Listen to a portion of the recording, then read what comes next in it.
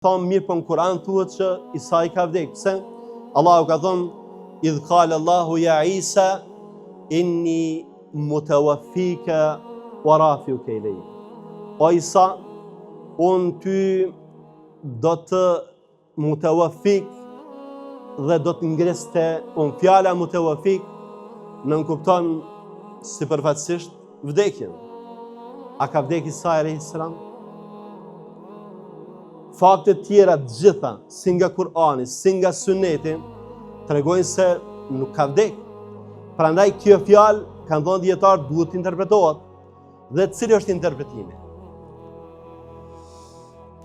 Kur ne shkojmë me flajt, çysh quhet xhumi? Ka ardhur në hadith të saktë tek Buhariu, Elhamdulillahi alladhi ahyana ba'dama amatana. Falenderimi qoftë për Allahun I cili na rizgjoi pasi që na bëri të vdesim. Pra xhumin e ka quajtur vdekje.